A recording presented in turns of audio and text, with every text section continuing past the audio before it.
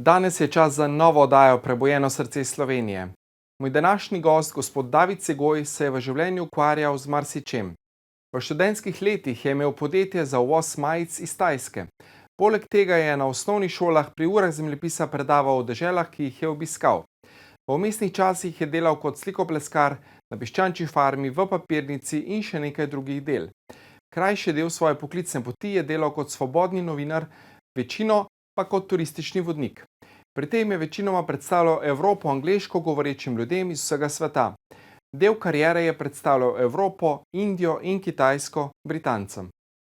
V bogatem medkulturnem okolju je opazoval zanimive vedenjske vzorce in kulturne značilnosti raznih narodov. Nekega dne se mu je med vožnjo mimo Stonehengea zgodilo to, kar bi lahko imenovali razsvetljenje. Ugledal je, da je celotno človeštvo v razvojnem procesu. Sčasoma je spoznal, da vedenje, ki ga poseduje, ni dovolj natančno koncipirano in ga ne zna pojasniti s pravilnim izrazoslovjem. Tako se je vpisal na doktorski študij sociologije.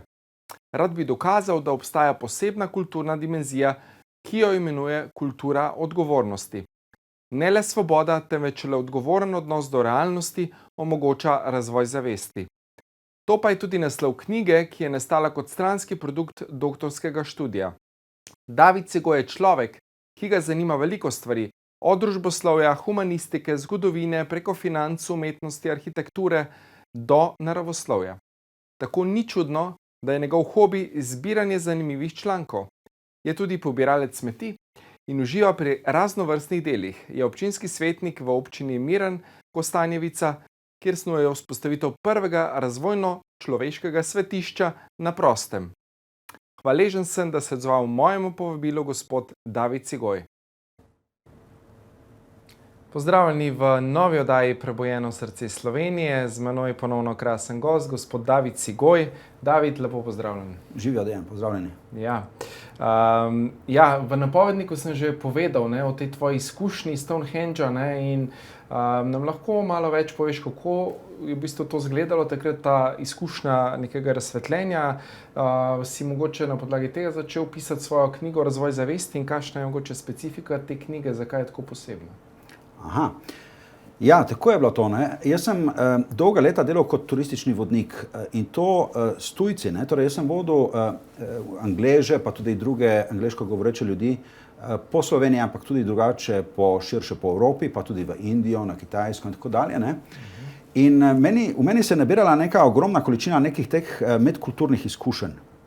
Pa že prej so me zanimali drugi narodi, recimo jaz sem bil rojen in sem živel ob meji z Italijo, veš, da to, Italijani so zelo posebni in sem jih skozi opazoval tja čez mejo, kakšni so.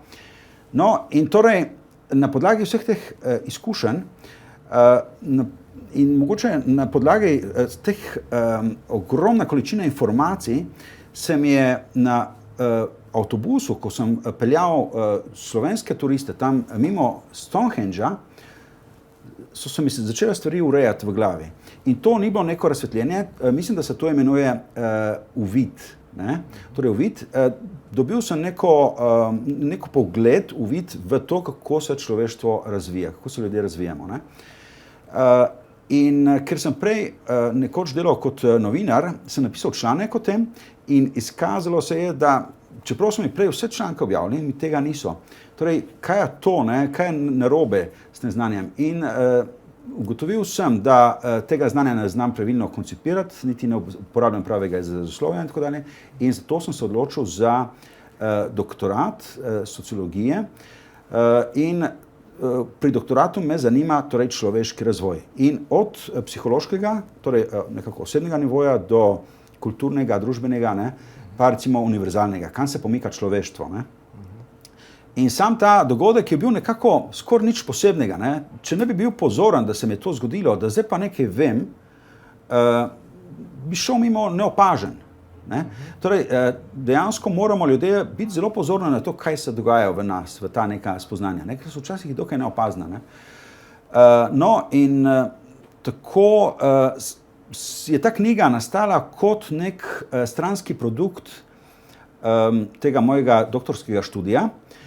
In torej bolj kot sem pisal, študiral in tako naprej, bolj kot je to znanje v meni raslo, bolj sem ugotavljal, da gre nekako za, v prvi vrsti, neko metateorijo, ne? Torej, jaz sem mogel več različnih znanj, teorij, znanj iz različnih znanstvenih disciplin staviti skupaj in tako je nastala neka metateorija, ki opisuje model, skozi katerega se dogaja proces. Torej, mi posamezniki kot družbe in človeštvo nasploh smo v nekem razvojnem procesu. Ne? In ta proces je, lahko rečem, izjemno zanimiv. Mogoče ti že kar povem par takih zanimivih stvari, kako je vse skupaj, mislim, lahko bi rekli, da se je enkrat v zgodovini vse skupaj močno zalomilo namreč. Ne? Steve Taylor govori o tem, da nekje 6000 let nazaj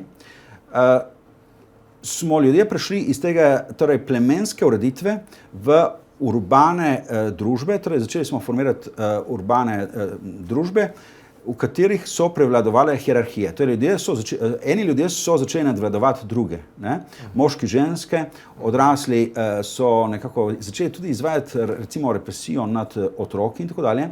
In zaradi tega se je vzpostavil močan ego v ljudeh, česar prej ni bilo. In tako, kot Steve Taylor pravi, smo postali ljudje malce kar nori. Nismo več normalni. In torej zadnjih 6000 let človeštvo na nek način ni normalno. Se kaže zdaj to, so se čisto ponoreli. Ja, ampak no, zdaj, torej s to neko nenormalnostjo, najprej kaj se vzpostavi in potem še rešitev bomo omenil. Ne? Torej, začne se, ljudje smo nekako s to nenormalnostjo izumili vojno, patriarhat, dominacijo otrok in zatiranje otrok v bistvu, sram pred telesom in sram pred spolnostjo. To. In torej, bolj kot so razmere zahtevne, bolj ljudje to nekako pritiskajo, bolj močen patriarhat se recimo vzpostavi in tako dalje. Ne? No, zdaj, da ne bom preveč nadolgo samo o tem, od nekje, recimo začetka, bi lahko rekli začetka protestantizma, torej takrat smo ljudje, z začetkom protestantizma smo ljudje nekako potrkali od spodaj gor, ne, evo, hočemo biti svobodni, ne, in smo v procesu osvobajanja, ki je sedaj že univerzalen in se ga meri. Torej, svetovna raziskava vrednot meri ta proces že od leta 1981 naprej in ugotavlja zelo zanimive stvari. In kot sem rekel, celotno človeštvo je v procesu osvobajanja. Ampak zdaj, kaj je zanimivo, ne? Torej, recimo nekako za človeški razvoj, recimo za psihološki razvoj, je torej pomembno, da se osvobajamo, ne? Ker se na ta način sproščajo naše sposobnosti. Še Joe Biden je zdaj, recimo, kdaj je bil, oktobra, ne? Je v Združenih narodih omenil, je rekel tako, demokracija sprosti človeški potencial. Ne? In to je ključno. Kar ugotavljam jaz skozi te moje raziskave in opisujem v knjigi, ni dovolj samo svoboda. Šele, ker ljudje, ne, ko se osvobajamo, torej si vzamemo dosti svobode. Ne? In šele s časovnim zamikom postajamo tudi odgovorni.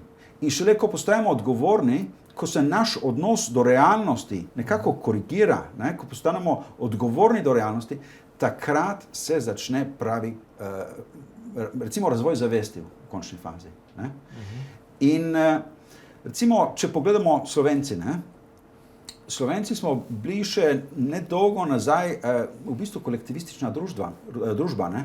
Mi smo še imeli tisti 25. maj in Tita in tako pa smo tam mahali na stadionu v Beogradu in tako dalje. Ne? In torej, kot družba smo bili kolektivistična, torej delno oziroma v bistvu nekako nesvobodna.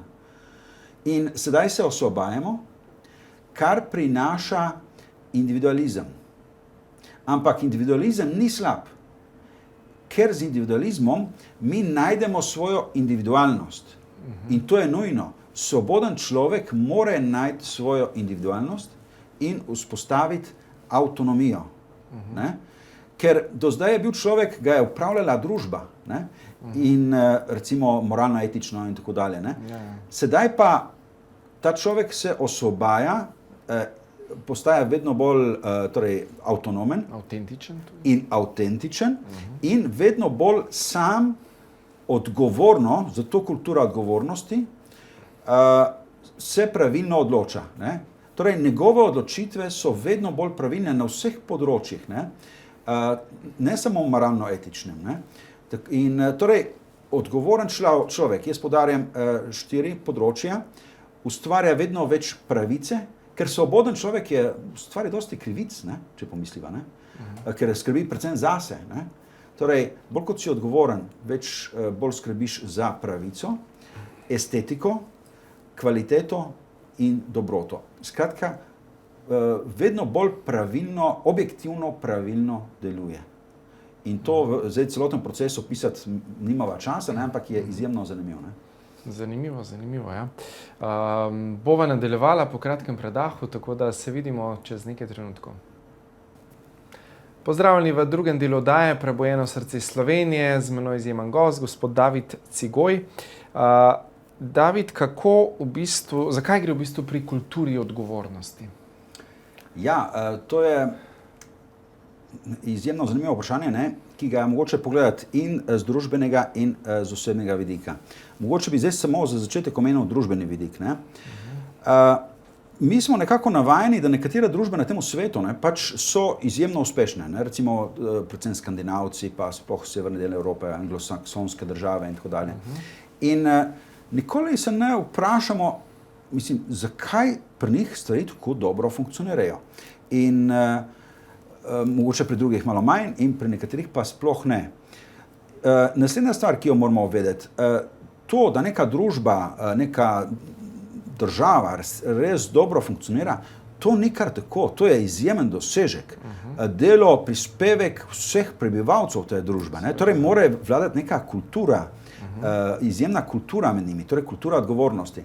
Zdaj, kultura odgovornosti zveni zelo odgovorno, tako težko, ne, obremenjujoče. Je pa ravno obratno, je v bistvu radostna, je vesela in tako naprej. In zdaj torej še, če mogoče malo bolj na individualni ravni povem, kaj se dogaja. Ne. Torej, bistveno je to, ljudje smo opremljeni s psihološkimi orodji, v nas se dogajajo procesi, ki s tem, ko se osvobajamo, postajamo enostavno tudi bolj odgovorni, ker mi ponotranjamo vedno več realnosti, vedno več sveta postane del nas in to, kar postane enkrat del nas, to mi vzljubimo. Mi tega ne moramo več izdati, ne, in delovati proti temu. Torej, do tega to vzljubimo in do tega smo odgovorni. To je ključno. Zdaj, če pa nismo svobodni, če nas življenje nekako obvladuje, če smo nekako in tukaj je torej antipod mentalitete in žrtve, če smo kultura odgovornosti, če imamo mentaliteto žrtve, če imamo občutek, da nas realnost obvladuje in da smo mi samo žrtve te realnosti, in to imamo pri nas zdaj v Sloveniji, bi lahko rekel, da je precejšen del prebivalstva se tako počuti, ne, življenje je težko za vse, ne, ni enostavno, ne. Torej, če smo v položaju mentalitete žrtve, se močno branimo, informacije do nas ne dotekajo, mi ne ponotranjamo tega zunanjega in lastnega notranjega sveta, smo od tega odtujeni in smo skoraj malce sovražno nastrojeni in zaradi tega torej, nismo niti odgovorni. In potem imamo v družbi en kup enih ljudi, ki so zelo mogoče sebični, orientirani vase in delujejo mogoče eden proti drugemu. In kar je še ključno, to bi res gledalkam in gledalcem priporočil. Ne vem, jaz sem v knjigi povzel to, kaj je mentaliteta žrtve. Z njo bi se mogel vsak državljan tega sveta seznaniti, da bi razumeli, kako tudi to negativno stran, ne, da bi se temu ogibali. Ne. Ja, ker žrtev ne prevzema odgovornosti. Ne. To je ključno. In sebična je. Poleg tega pa skozi spodjeda ljudi okrog sebe. Ne. s ciničnimi pripombami, kritikanstvom, presojanjem. Torej je vir zla v bistvu. Mentaliteta žrtve je vir zla in skoraj nič drugega ni vir zla kot to. Ko nas življenje nas obvladuje, ko se počutimo, da moramo mi proti drugim se boriti, ne? Pa napadati. Napadati, pa ne vem, sploh delovati. Nekako znanstven izraz je v bistvu kljubovalno. Mi imamo dve nastavitvi delovanja, ne? Torej nekako progresivna, ki je kultura odgovornosti, in kljubovalna. Ne? In ljudje celo mogoče nekateri voditelji nekih svetovnih velesil delujejo kljubovalno. Ne? To je zanimivo. Recimo Donald Trump je deloval kljubovalno, pa čeprav je bil milijarder in tako naprej, ne? Še zmeraj se je čutil očitno, da nekako, da ga realnost njega vladuje in ne on realnosti. In tukaj bi mogoče še eno stvar vključil, ne? Torej, ljudje imamo, in to sem tudi precej podrobno opisal v knjigi, ne, imamo 3 osnovne psihološke potrebe.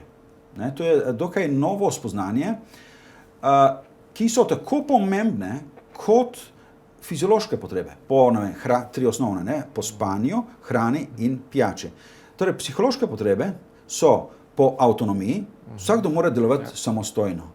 Po kompetenci, torej naše delovanje mora prinašati rezultate. Torej, kar počnem, mora prinašati rezultate, če ne, jaz nimam tega občutka, da svoje življenje obvladujem, kontroliram, in to je potem vzrok, zakaj se moje blagostanje zniža. Nisem več srečen, bi lahko rekli, ne? In tretje, moram biti dobro povezan z ljudmi. Mislim, dobro, to ne pomeni zdaj količinsko dobro, ampak v nekih ljubečih odnosih in enakopravnih.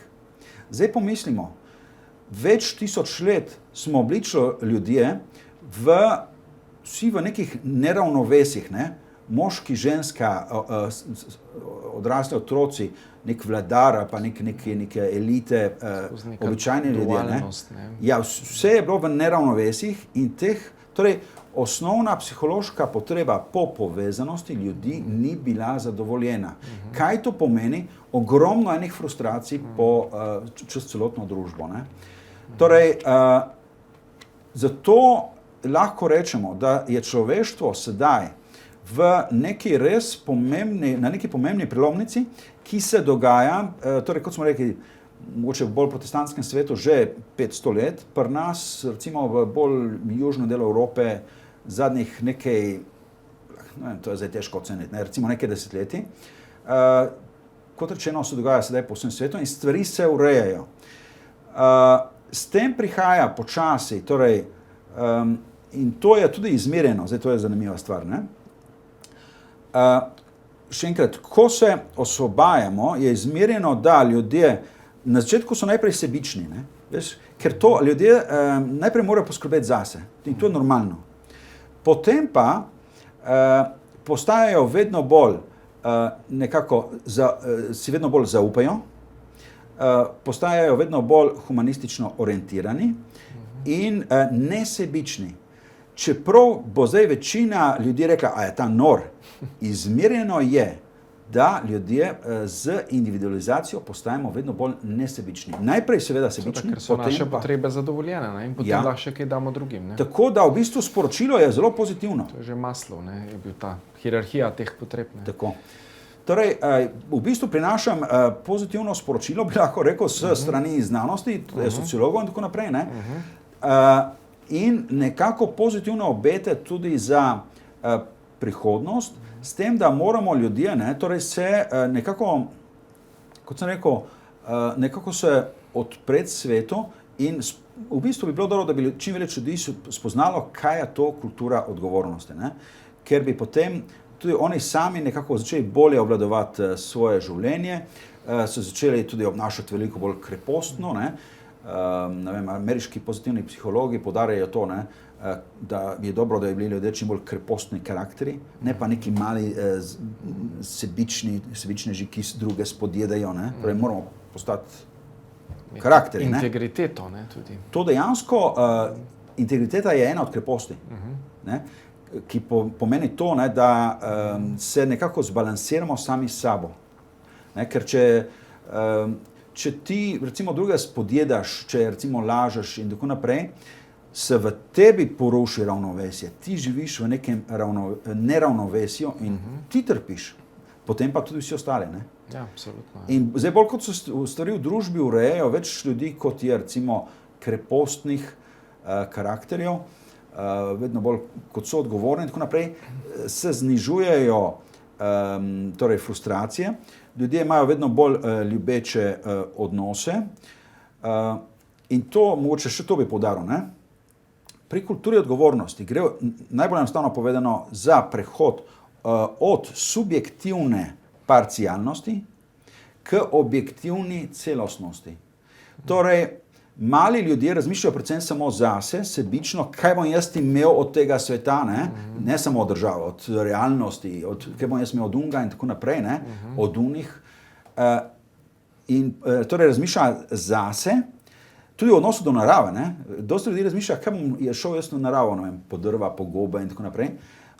S časom pa ljudje postajajo torej vedno bolj objektivno celostni. Ne? Torej, razmišljajo za objektivno realnost, to pomeni dosti za druge ljudi, ne, predvsem, ne? In potem tudi komunicirajo.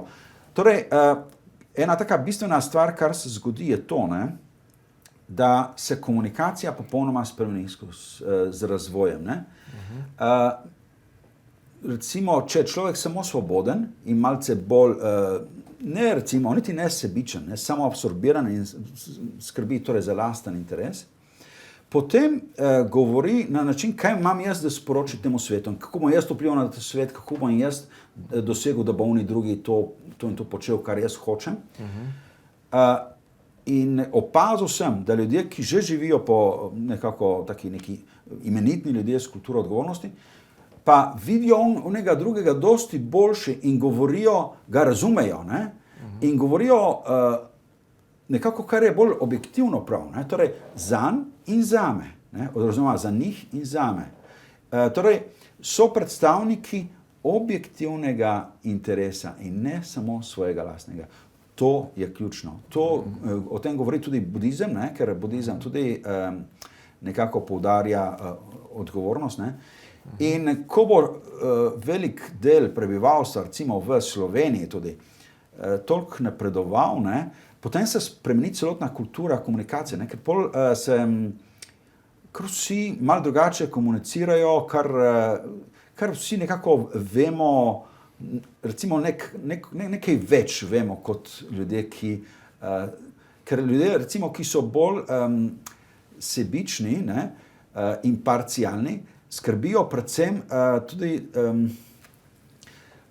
ne samo za lasten interes, ampak v glavnem sporočajo drugemu, kaj oni hočejo, ne, in ne vidijo širše slike. Ne? Torej, okay. Torej najprej poskrbeti zase, prevzeti odgovornost in potem lahko še kaj v bistvu damo drugim, ne, ko smo mi napolnjeni znotraj, ko imamo naše potrebe zadovoljene, ne, na neki ravni. No, recimo tako. Ne? Ja, okay, bomo nadaljevali po kratkem predahu, tako da se vidimo čez nekaj trenutkov. Pozdravljeni še v zadnjem, tretjem delu oddaje Prebujeno srce Slovenije, z menoj izjemen gost David Cigoj. David, kako pa kultura odgovornosti v bistvu vpliva na razvoj zavesti? Ja, torej, kot smo rekli, nekako kultura odgovornosti pomeni, da smo odprti temu svetu, ne? In da imamo do njega dobrohoten, dobrovoljen, pozitiven, ljubeč odnos, ne? Kar nam omogoča, da pridobivamo iz realnosti, zunanje in notranje, ogromno količino informacije, ne? Torej, to ne pomeni za nekega konkretnega znanja in tako naprej, ne, da bi mogel se vedeti, poznati, ampak zavedanje se nam odpira. Ne? In to v končni fazi pomeni nek razvoj. In zdaj bi omenil tako, ne, torej, na Zahodu smo to, da se naša zavest, oziroma da se ljudje razvijamo, spoznali šele v začetku 70-ih oziroma konec 60-ih. Od takrat do sedaj je bilo opravljenih ogromna količina nekih testov in torej raziskav in tako je znanost vzpostavila eno ogromno znanje o vsaki posamezni stopni, ne le razvoja otrok, ne, se je to že vsaka, recimo, učiteljica mora vedeti, kako se otroci razvijajo. Kar mene zanima je pa razvoj odraslih. In torej stopnje so zelo natančno popisane. Recimo, bom rekel kar več strani opisa vsake stopnje. Ne? Tako je neko glavno delo je opravila ena znanstvenica, ki se imenuje Susan Cook-Greuter, poleg tega pa obstaja tudi znanje spiralna dinamika. To je tudi ta spirala na knjigi? Ja, torej razvoj nekako poteka v obliki spirale. Ne? Zato sem jaz tudi na naslovnico knjige dal to sliko Bramantjevih stopnic iz Vatikana, ne? Ki nekako ponazarjajo ta razvoj.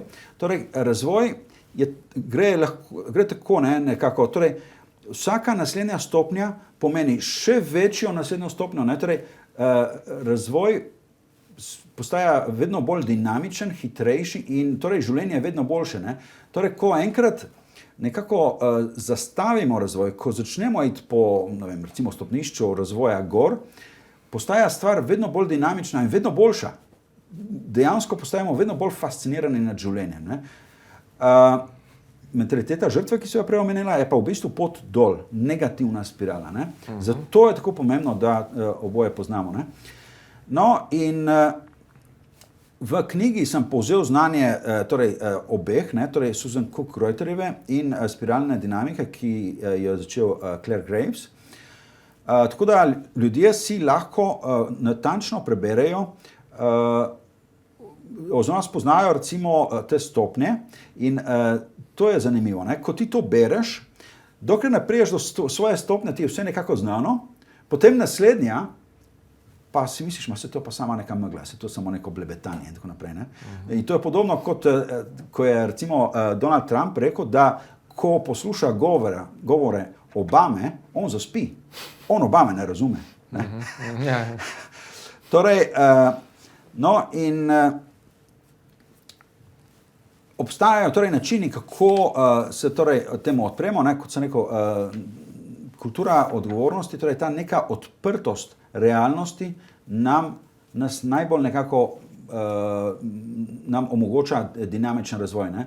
In v bistvu jaz nisem tako zelo natančno povzel z tega znanja recimo Susan Cook-Greuterjeve, ki opisuje nekako po 18 področjih, 18 kategorijah, kaj vse se nam na vsaki naslednji stopni zgodi. Ne?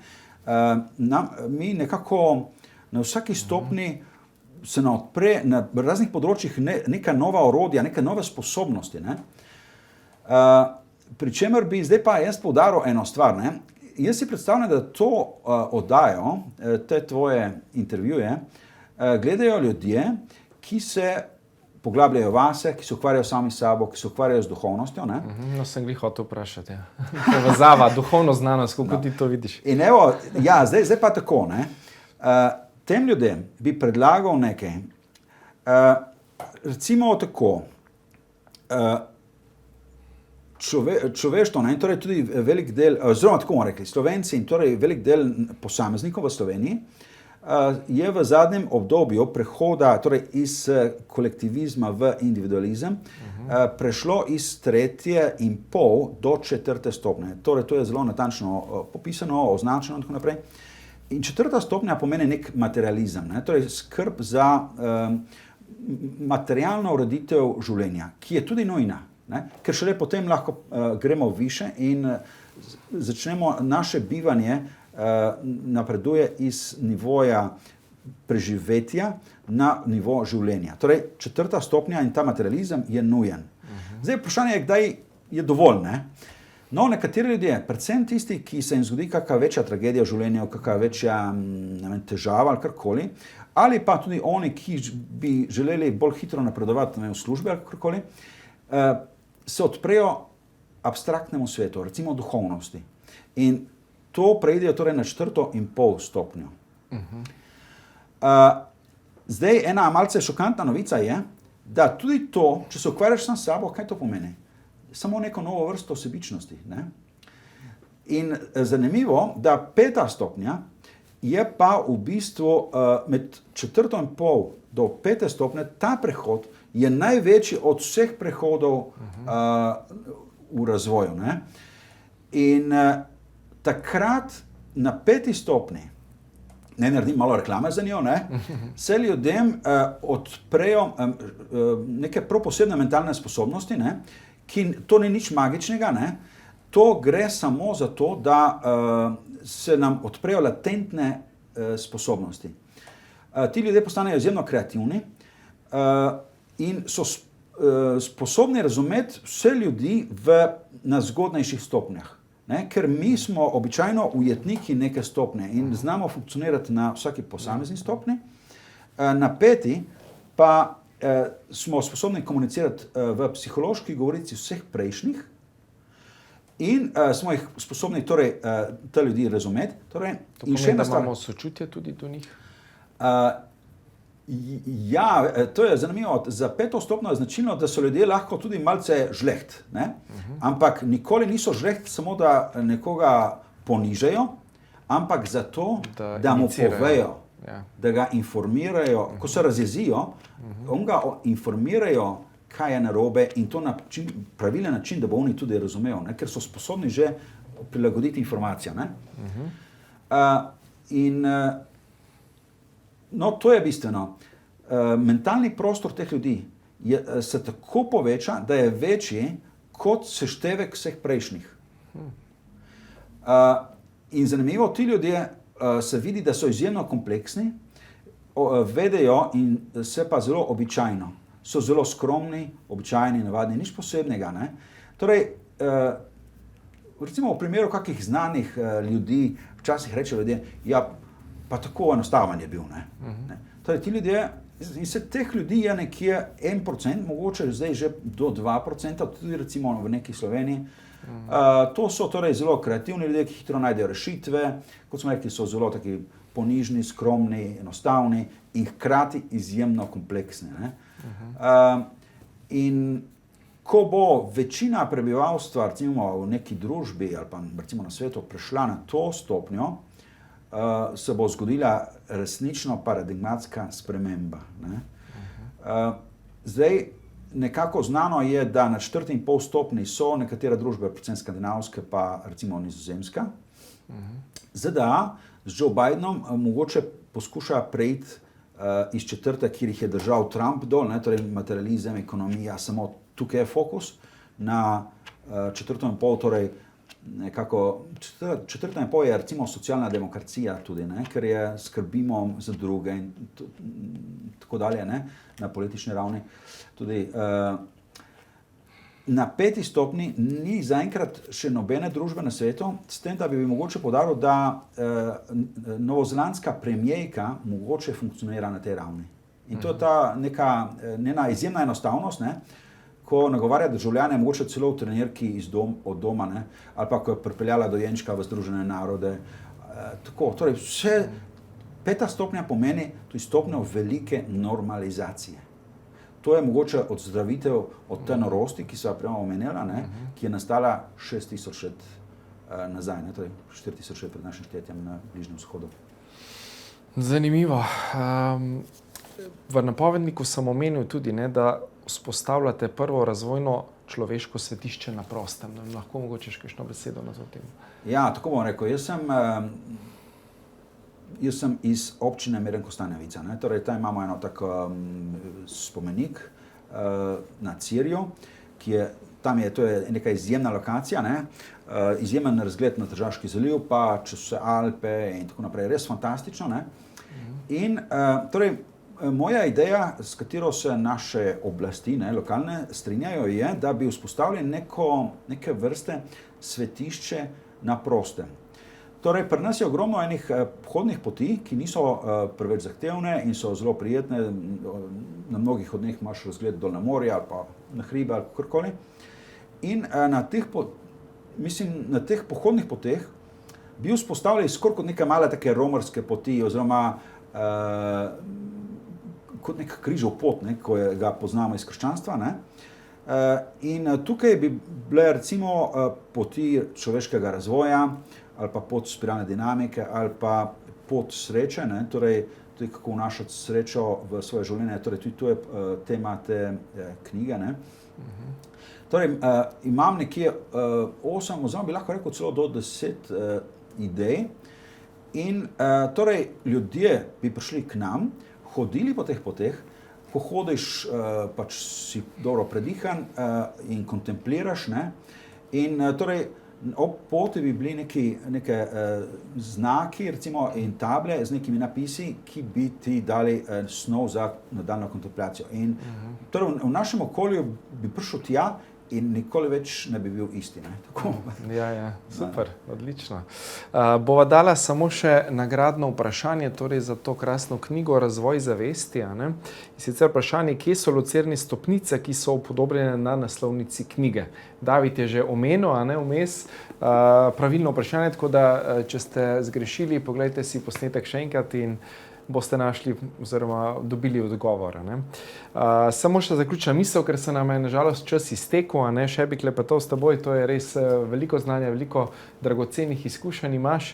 Če ena zaključna misel za ljudi, ki nas trenutno gledajo. Ja, stvar je v tem, da teh misli je ogromno. Torej, ta knjiga, oziroma tako bi rekel, znanost je v zadnjem obdobju na področju torej družboslovja in humanistike tako izjemno napredovala. Taka znanja imamo, da imamo prvič v zgodovini možnost, da uporabimo ta znanja za nekako tudi voden razvoj, mogoče več ljudi, recimo celotne družbe, to je neka ideja, na kateri mislim, da bi bilo treba delati, torej, da bi mogoče celotno družbo počasi začeli razvijati, s tem, da najprej pa lahko vsak posameznik začne delovati pri sebi, s tem, da jaz skozi trdim, zase je zelo pomembno, da uporabiš najbolj zanesljivo, najboljše znanje in evo, znanost nam ga ponuja. Odlično. Hvala, David, da si bil moj gost v oddaji Prebujeno srce Slovenije. Hvala za vse povedano. Hvala torej tudi vam, drage gledalke in gledalci, da ste bili tudi nocoj z nami. Hvala vam, ker ste in hvala, ker gledate to oddajo.